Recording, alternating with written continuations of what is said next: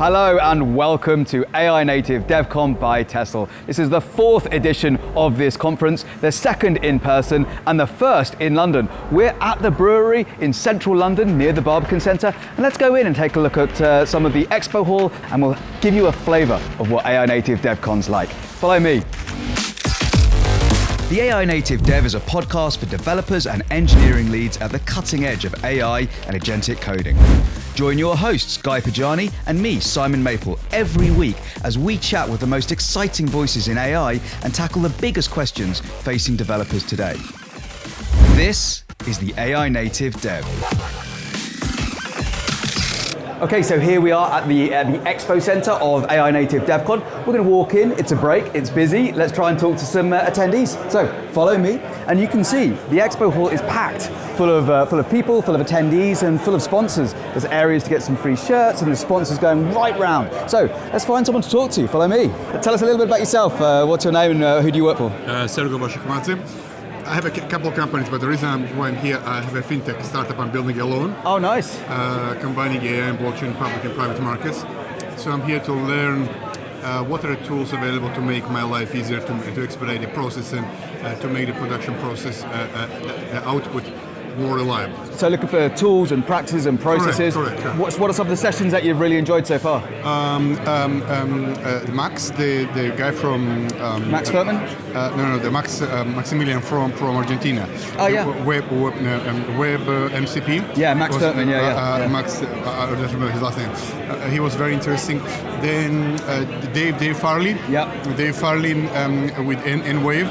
So I'm planning to try all those tools in my stack and see what it can. Yeah, very interesting. And one of the things I learned with Dave Farley is everyone has a different approach to doing agentic development and agentic coding. And so some of the things that Dave was saying works obviously really well for him. And there's some other people kind of like saying, oh, actually, I agree with this bit, but not that. So I think it's really important for us to find our own way, but learn from others who are doing this at scale. Correct. As well. And one more session that caught my attention yesterday was Matthias Lübeck. Yep.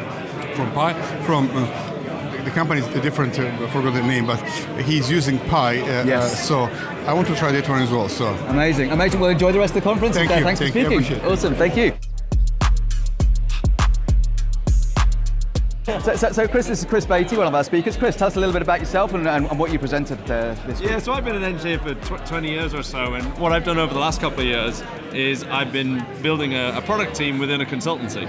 So we've hired new people, we've tried to build products, and so my talk was about our lessons learned of adopting AI in that team and what we're able to achieve, which we wouldn't have been able to achieve, I think, if we tried to do this five years ago. Yeah. And what are the kind of some of the key learnings that you would say if you was to give advice to someone who is on this journey as well? What are the key things that you wish you could have told yourself? Avoid vanity metrics at all costs, like code commits or how many tokens people are using. Have a look at your flow of delivery, right? From idea to someone using your piece of software. Don't stop at commit or outputs. Think about the actual outcomes you want to achieve and find the friction, right? Because it's not normally in code production. For our experience, it's not even idea production, like product management. We're pretty good at that now.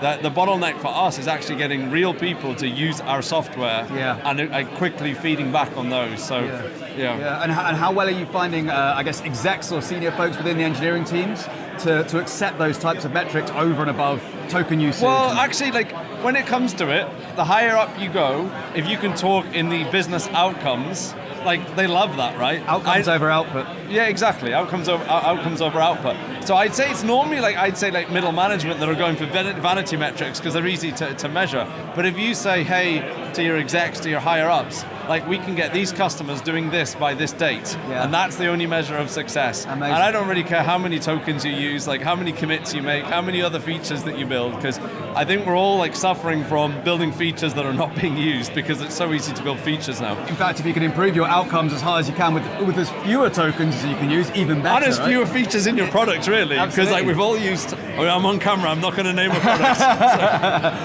Any sessions that you've been to that you've thought have been really amazing, or have you mostly been focusing on the hallway track? Both, really. I mean, we just went to the session about measuring the impact of agents and AI development on organizations and like how people like, can become low performers or high performers. But overall, I think it's been like a really good conference with a nice balance of like, we need a bit of hype, we need to get excited about our work, but there's been a lot of like practical takeaways as well. So people like dealing with reality. Yeah, amazing. Well, thanks for joining us. Thanks for speaking to us, and thanks for supporting the conference and talking at Native Dev. Tell us a little bit about yourself, about what you do. Okay, I work at ChainGuard on the AI automation team. I've been dabbling with AI stuff since co-pilots first started telling me what to do. Tried to make that into a predictive text generator for functions, and ever since I've been sort of captivated with making AI a productive tool for my development workflows. So I'm here to pick up on what the current trends and feels are in the industry among everyone that's here. Amazing. And of course, we first met, Alan Pope introduced us, and we first met at Starbucks like 18 months ago. Yeah. Other bad coffee establishments are available, but from when we first chatted to now, what would you say are some of the biggest changes in your working environment and style? Well, I think from an agentic development point of view. When we spoke back then, we were talking about the capability of the models, yes. And then shortly after that, the whole sort of MCP and agentic thing kicked off. So I think it's really the tooling around the models that has changed the most. Obviously, the model capability has improved significantly, but I think the force multiplier has been the tooling around the models. So skills, MCP servers, they've really sort of delivered sort of frequency of information to the models that really make them much more capable. Amazing. So I think that's the big thing for me. And other than my conference opening, what would you say is your highlight for sessions? The sessions, I don't know, that's a tough one. I think there's been a couple of the exhibitors that are interesting. So the virtual SRE I really like. Looks inside your existing observability stack and acts like a historical SRE, looking at where the issues were and automatically proposing fixes. So I kind of like that rather than... Which one? It's, is it AutonomyAI? Is that the one? Yeah. Awesome. We'll talk to them in a bit. Martin, thank you for spending time with us. Cheers. What's your name and what do you do? My name's Ryan. I'm a QA team lead. QA team lead, very interesting. What are the things that you've come to the AI Native DevCon to learn or practice more about? Yeah, I've come to potentially see gaps, like from what I know and what I don't know, and I've identified a few gaps. So that's great. Awesome. Yeah. Would you mind sharing a couple of those with us? Well, sort of harnessing or harnesses as a whole. Yeah. That's a new concept to me, and Evals is something I'm very interested in. Evals for your context and exactly. Awesome. Yeah. Awesome. So what are the kind of things that you feel like you can take away and try straight away? the Evals for sure. Yeah, we've got skills spread all over the place, and kind of want to consolidate and look into the Evals. Yeah. What would you say are some of the biggest problems around skills? Is it distribution? Is it duping of skills? Bit of duplication, but I'd say at work, it's just skills coming in too quickly, and more on the mid to junior levels, they're not knowing about the skills and how to use it. So it's it's consolidation, in my opinion. Yeah. Consolidation, and I guess it sounds like a little bit of education about education. Where that's correct. Yeah. Amazing. Anything else you're looking forward to? Anything else you got your name by in the workshops or sessions? Next workshop, yes, it's the test. What's it? Yeah, it's I can't remember the name of it now. Yeah, Yeah. but it's a test strategy, I think. Oh, awesome! So, yeah. Is that the one with Baruch and Macy, maybe perhaps from Tessl? Yes, Yeah. I think so. Awesome. That's going to be a great workshop. Yeah. Excellent. Thank you very much for speaking with us. Thank you. Enjoy the rest of the conference. Cheers. We have Manny Saka here, long-term supporter of the AI Native Dev, and it's great to see you here at the conference as well. So Manny, tell us a little bit about your background. Tell us a little bit about why you're here. What are you trying to learn at the conference? Yes, definitely. So I'm a software engineer turned AI/ML engineer. I've got a history of 25 years of software engineering, and in the last 8 to 10 years, I started taking on data science and machine learning a lot more seriously, and I leverage my software engineering experience to learn and implement all of that. And so today what I do is if I solve a machine learning or an AI problem, I wear my software engineering, my best practices hat, and I solve it from that perspective. Interesting. What would you say are some of the best practices that you feel an agentic coder of today could very easily drop or miss when they're trying to build out their agentic workflows and processes? Yeah, so I was just talking to one of the attendees here. I just really Yes, interrupted you. yeah. So No, that's sorry. okay. But I think it segues very well into what we're saying. So what's happening is these days is we are reading less and we are passing on the buck over to the other side, which is non-deterministic. Yeah. We need to build and discipline ourselves with deterministic processes and steps and try to reduce the non-determinism. So using a whole swarm of agents to build something, but then not knowing what it has built. Yeah. So you don't know how to use it, and then that's where it's one of the things. The other bit is like not having a plan and just like vibe coding itself is like just writing prompts after prompts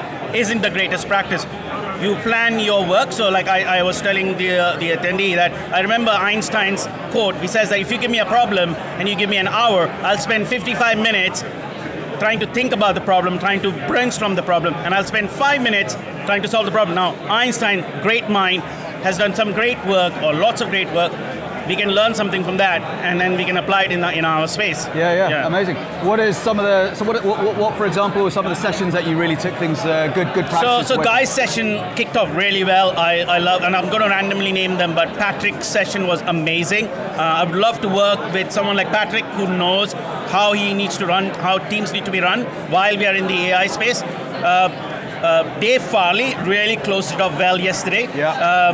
And then there are some other sessions where I took little bits of things like pass on, do treat your current practices just like you were before AI came in. Yeah. Don't drop those practices. What we've been given is AI to augment our skills and not to pass it on to AI to do all of the stuff and then not know what's happening. Yeah. Because it's a great steer, it's a great skill, a great way to make us 10x, but we need to be constantly disciplined, have a plan, have a structure, and use it in that manner and not slip away by a lot of people who are doing vibe coding, billions of lines of code, and not knowing actually what it has created. AI slop, basically. Yeah. Amazing. Well, Manny, thank you very much for your time. So, Cian, you're the founder of NearForm. Yes. Tell us a little bit about what you're learning here from attendees, some of the conversations that you've had at the conference. Oh my God. I've learned a lot about harness engineering. Right. While I've been here, it's crazy from when the conference was announced to now. Like it's become a thing. Like, and it wasn't even a thing like 3 months ago. This is the horrible thing about a CFP for a conference like this, because you open a CFP and then something that happened. We opened it 3-4 months ago. And the content and the things that are going to be hot, you don't know what's going to be hot by the time the conference comes around. So harness engineering? Harness engineering, tokenomics. Yeah. Everyone's going like, what? How are we going to afford to pay for this stuff in a few months' time? And just a really vibrant community here, And NearForm, obviously a consultancy that can help people in a very agentic way, which is super cool for a consultancy to really be pushing that. Tell us a little bit about what some of the problems, some of the things that your clients and customers are asking from you these days. Well, we're doing a combination of helping companies to start doing things in an agentic way. You have in most companies like 1 or 2 teams that are doing things in a more advanced way, and it's like, well, how can I get to 100 teams? So we're solving that problem for them. So we're coming in, we're doing kind of hands-on training, workshops, building with the customers. So we technically, pick a couple of lighthouse projects, work with their teams, and get them into kind of higher confidence level of what they're doing. So doing a bunch of stuff like that. And then we're doing some applied AI stuff as well. So we have an interesting use case for like an AML project with a financial institution. So the AML department are, creaking at the seams to do like KYC stuff and all that. So I built an agent to do that stuff recently. I think we cleared like 1,000 AML cases in 20 minutes. Wow. Whereas that would have been about 3,000 to 4,000 hours of human time to do it. Amazing opportunities for kind of like scaling and being more efficient and effective with. The other stuff we're seeing is around modernization. So like we have a fun one with a client where a couple of years ago we budgeted like a modernization project to be like it was over a 10 million euro project, like big old code base, been around a long time, and we kind of spec'd it up pre-AI. And recently we've kind of looked at doing it, and it's coming in well under 2 million to do the same project in about 35% of the time. So like you've seen this like massive acceleration or reduction in the amount of time it takes to do something. You know, so like we're seeing it from a consulting perspective, like, you know, this huge opportunity, you know. Amazing. How have you found the crowd here at AI Native DevCon? Oh, great. Lovely community, like very chilled out buzz. People very nice here, you know. Amazing. So really enjoyed it, like, Wonderful. Well, thank you very much, and thank you for all your support for AI Native DevCon. I think there's a really interesting diversity in where people are at with their adoption of AI. From the kind of cautious but curious end of the spectrum through to the kind of YOLOing it. And I think my take on that is there's a lot of wisdom in both ends. You know, people are rightly cautious with wisdom that's been hard won over the years, and they're looking for something that helps them to ensure that AI stays on the right track, but be able to unleash the speed of AI without just being kind of letting it do whatever and just accepting the risk. And what do you say are some of the, in terms of the, sorry, I'm good.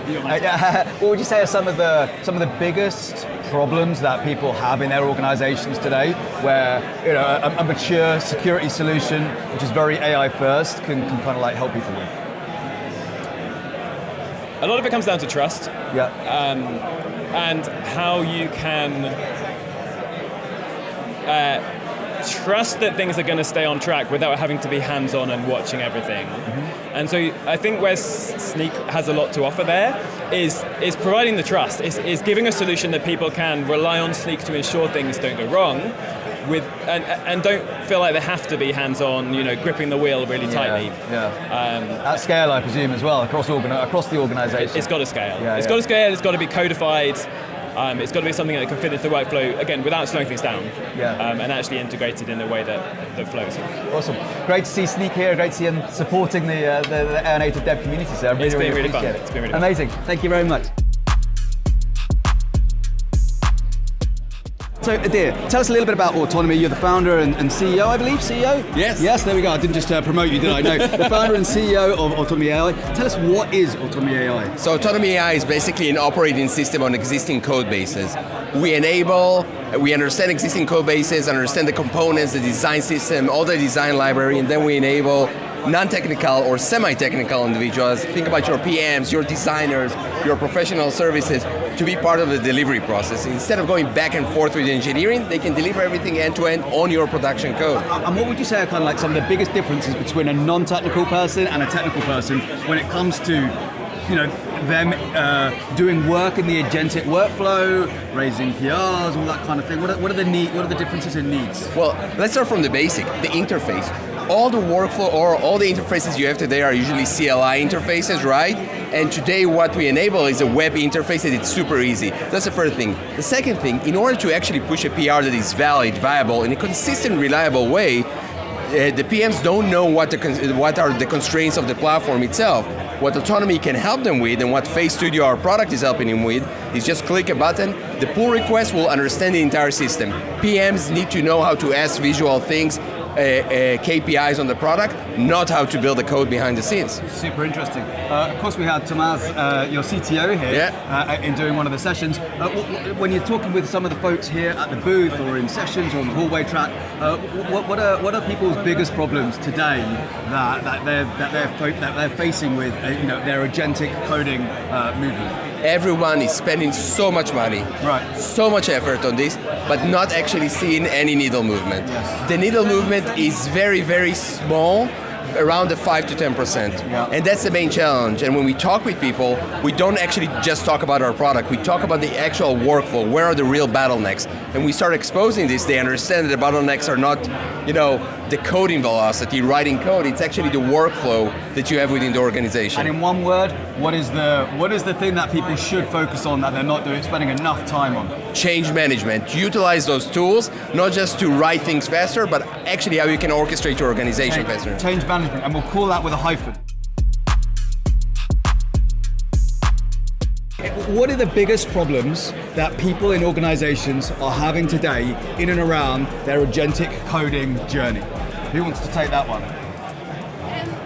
So we have been talking to a bunch of people who are getting very excited about agents and then installing them all over the place and making lots and lots of skills, and then they're a bit nervous about all the skills. So they're either worried about security or they're worried about how they keep track of all of the different ones and work out how to share them properly and not lose track. So I've been hearing that a lot from different people. So sharing them through distribution, being able to actually validate them and understand if they're good or if they're secure, those types of things. Exactly. Awesome. Have you been to many sessions? I'm excited to go to my first session today. Oh, which session are you going to? I'm seeing Don Syme talk on automation in GitHub, I'm really looking forward to that, because I had a chat with him yesterday and he kind of like gave me the gist, and I think he has a point about GitHub and GitHub Actions actually being a big part of automation in the future.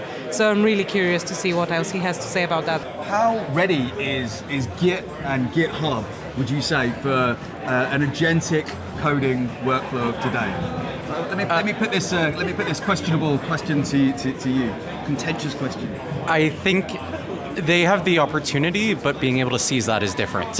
What I mean by that is, like, when you've got the core primitives of, like, an action is just basically running a workflow in the cloud that the user is able to define. And so that, as a core primitive, feels very valuable when you've got an agent that you can now run as part of that workflow in terms of the sequencing, in terms of forking, in terms of branching. But to be able to capitalize on that, they need to make sure that it's reliable and it is effective, and that they've built the interfaces for people to do that. Particularly given code is now so cheap that people can go build their own versions themselves. And so having the ease of onboarding, so much so that it is easier for me to get an agent to use GitHub Actions rather than for me to go have an agent write its own orchestrator on my own system, I think is kind of the important tension point there. Amazing. And we'll wrap up with one final question about a very interesting early access that Tessl announced here at Gaipo's session in and around an agent harness. Tell us a little bit about what that is, what people can expect.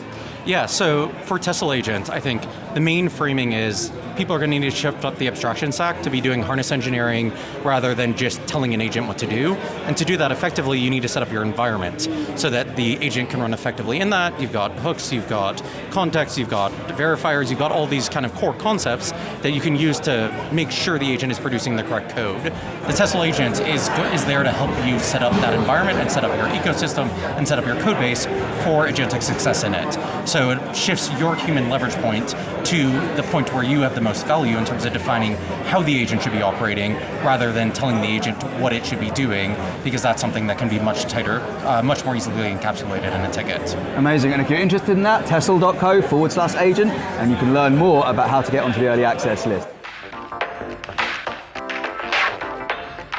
So that's a wrap for AI Native DevCon 2026 in London. I'm here in the VIP room where we essentially let speakers and some of our VIP attendees hang out, grab good coffee in nice comfort. I'm pretty tired now. My mind is absolutely full of amazing information from tons of great speakers, tons of great conversations in the hallway track. I think it's time to maybe have a little rest and then and start putting all that great knowledge into practice from tomorrow. Thanks all for watching, thanks for attending, and hopefully we'll see you in New York or London next year. Bye for now.